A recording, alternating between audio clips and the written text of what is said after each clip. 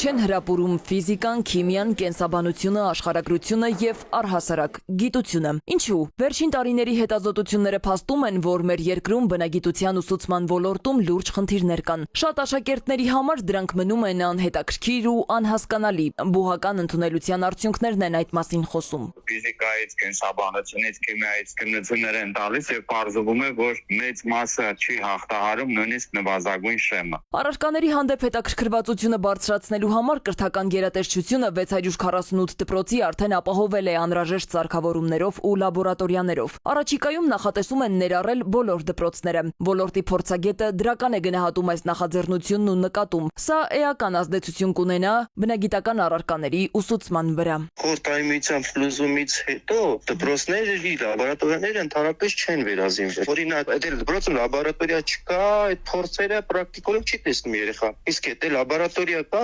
բնականաբար փորձերը կտեսնի, փորձի միջոցով հետաքրքրություն կառաջանա տվյալ առարկայի հանդեպ։ Փորձագետները տարակարծիք են, ոլորտի մյուս մասնագետն էլ պնդում է, լաբորատորիաները նախ եւ առաջ պետք է գործարկողներ լինեն։ Հարցնում է Մխիթարյանը. այդ ոլորտի քանի ուսուցիչ ունենք։ Իսկ ովքեր են դրանք օգտագործելու, ովքեր են այդ հմտությունները ունեցող մարդիկ ուսուցիչները։ Նրանց թիվը այնքան քիչ է, որ այդ 650-ն էլ կարողա չլինի այդքան ուսուցիչ, որ կարողանա նորմալ այդ լաբորատորիաները օգտագործել։ Խնդիրը կա, բայց դրա լուծման ձևը ուղիղ լուծելու փոխարեն ինչ որ նոր ֆոկուսներ են մտածում եւ անարդյունավետ լուծման ձև է։ Այդքան գումարներ, որ կծախսեին լաբորատորիաների վրա, ավելի լավ է նորմալ ուսուցիչներ պատրաստեին։ Ընդհանրապես մասնագետներ չկան, բնագիտական ուղղվածությամբ հեռավարով են դասապրոցես իրականացնում, մենթոր դպրոցների միջոցով մասնագետներից պակաս ունենք։ Ոլորտով հետաքրքրվածության բացակայությունը նկատելի է նաև համապատասխան գիտահետազոտական կենտրոնների, ինստիտուտների պարագայում։ Փորձագետների կարծիքով մեր երկրում գիտության հետ կապը խզված է նաև, որովհետև գիտությամբ զբաղվելն էլ հրապուրիչ ու հեռանկարային չեն համարում։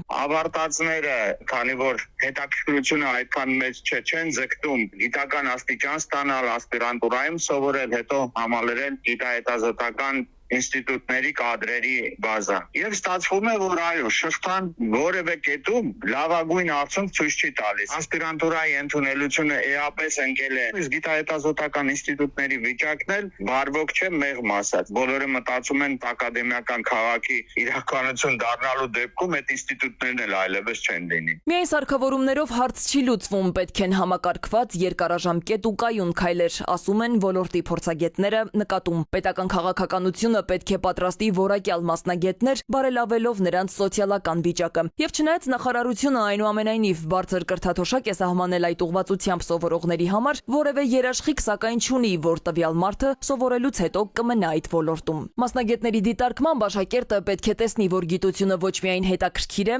այլև կիրառելի ու եկամտաբեր։ Հակառակ դեպքում գիտության հանդեպ հետաքրքրությունը կմարի մինչև բուհական փուլին հասնելը։ Սվետլանա Ավդիշյան, ժամը լրատվական։